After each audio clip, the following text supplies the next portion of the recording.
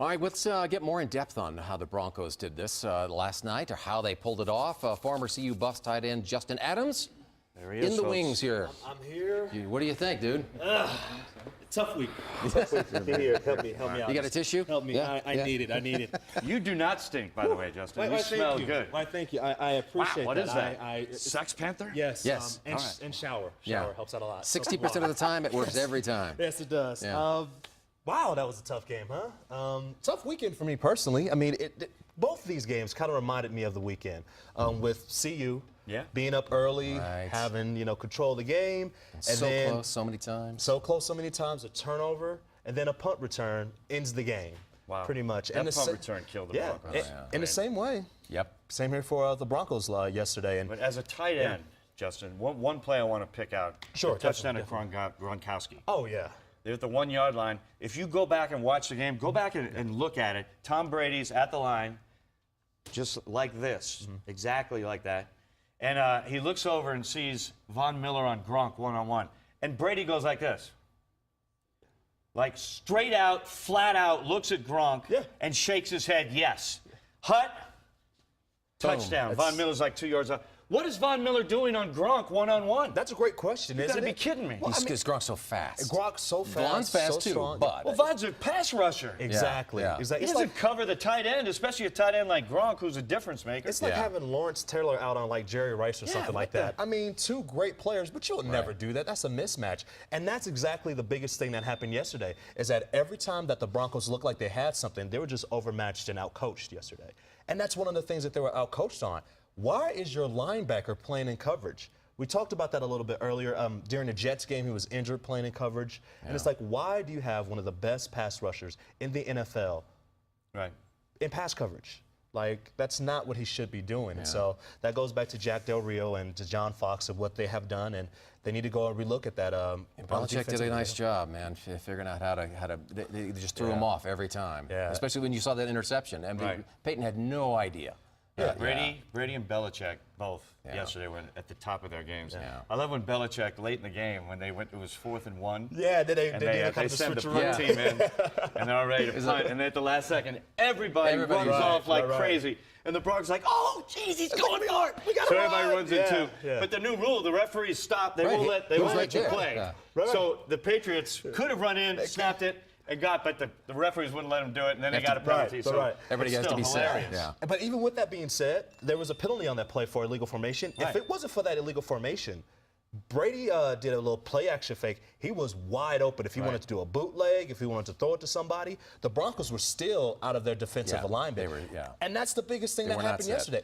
They were not set, and it almost looked like this team wasn't prepared for some weird reason. I mean, well, they prepared in a different way. They gave them a look they weren't expecting. Exactly, and every time they switched it up, and that's what the Patriots did on defense. They switched up their looks. They did everything differently, going from playing in man, going for playing in zone, and just doing a great job of really mixing up the coverages. I was noticing some of the tweets last night. Some fans were saying, the Broncos are kind of predictable. In other words, we have our set of plays. We're going to go in and we're going to run these. These are what work for us. Where New England oftentimes will say, no, we did that last week, but this time we're playing this opponent. We're going to change this up, so they don't know what's coming. You become predictable when you can't run the football. We talked about this earlier. Neither team could run yesterday. It's just like what happened in the Super Bowl. It's just like what happened last year against the Colts, is that if you cannot run the football, at least, get 60 yards, 70 yards. The yardage really doesn't matter. It's can you be effective in the few times that you do run the football in order to make the defense have to change up their looks. And because they couldn't do that, they didn't have to, they didn't. The Broncos became one-dimensional. They became all Peyton all the time and just passing the football. And when that happens, you're lunch meat for the Patriots. Your lunch meat, you're a snack, the appetizer. Exactly. What about highlights? What are the things you saw that you liked? Oh, wow, that I liked. Other than Emmanuel Sanders. Right. I mean, Emmanuel Sanders had a great game, catching the football very well, and he looked good. I mean, another 6 passes. Another 100-yard game. And 5th in a row. 5th in a row. And Peyton missed him. Demarius too, same thing, over 100. Demarius missed him. I mean, well, Demarius had another 100-yard game, as you said, and Peyton missed Emmanuel on a touchdown late in the game. So I mean, there's a lot of great things that I saw from there. One bad thing, unfortunately, that I did see was, for Nate Irving, and I don't know if you guys have brought that up already. No, not yet. With his knee, I hate to see that. Fear of ligament damage, he could be lost for the year. And if he's lost for the year, who do you put in there?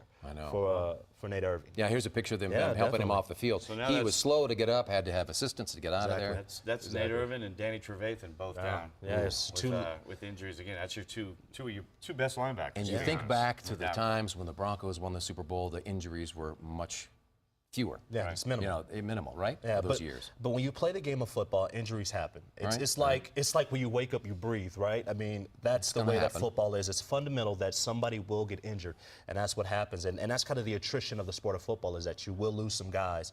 You just hope that it's like a special teamer and not a starter like Nate Irving. One thing you got to worry about is the defense. They were looking so good. They fought their way up into the first couple games. They had trouble getting off the field on third down. Right. Then they had fought their way all the way up to a top 5 defense. And then last night, they couldn't get off the field again. And a lot of that is Tom Brady and the Patriots and the situations they were in. But still, they had a 3rd and 5, I think, and Vaughn jumped off sides, first down. Yeah. They had a 3rd and 7, Brady for 9, first down. They had a 3rd and 11. He made it look easy. First down. Didn't he? It looked very easy. Yeah. And actually, the route that they did was very simple. So if you don't mind, I kind of walk it through you. Whoa, hello. I'll try what I Could can. you tackle let's do Lionel and see something. how this goes? Kind of like what we consider like a Texas route. So what happens is pretty much you attack the outside shoulder of whoever the defender is. So, this happened yesterday on Aqib Talib, where you attack the outside shoulder, and then immediately you go back inside, and then you have the ball come right into your inside shoulder. The defender's behind you now. Yeah, the defender's behind you. You can actually wall them off, kind of like when you're playing basketball. And that happened several times against the Broncos yesterday. They ran that route. So, with the running back and also with Brandon LaFell. So, I mean, that's very, very tough, on 3rd and long to stop that route. But that's what the Broncos have to do if they want to win. You got to give it to Brady, too. A lot of times his first or second receivers were covered. Yeah. He just moved the pocket, either stepped up and went to the right a couple times and then found somebody, just in an open space and threw it to him. A couple of times Edelman broke off his route. Oh, yeah. And he wasn't open first, and he just had a moved into game. open space, and Brady just found him. Right. And Amendola, same thing. They were just finding open spaces. He kept Exactly. stepping Broncos up noticing defense. as that pocket was kind of collapsing. He kept just stepping up into it, And that's it. And somebody come open. And that's the biggest thing about Brady is he has an amazing awareness in the pocket. It's not that he could run the ball all over the place, but it's if I make a step to the left, I could give my receiver maybe an extra 1/10 of a second. Just an arm length? Just another arm lift to get open. If I step to the right or step up, it may be that difference between completing the pass and getting sacked. And he did a marvelous job of that yesterday. All right, Justin, we'll talk fantasy football in a few minutes. Big Ben. Dude, we got to watch the Steelers in the AFC, people. I'm telling you. Do Again with that Do one. not go to sleep on the Steelers. 12 touchdown passes in 2 games. All right, we'll talk in a few minutes. Yeah. Justin. Take care, And guys. then Good to see you. Miami again.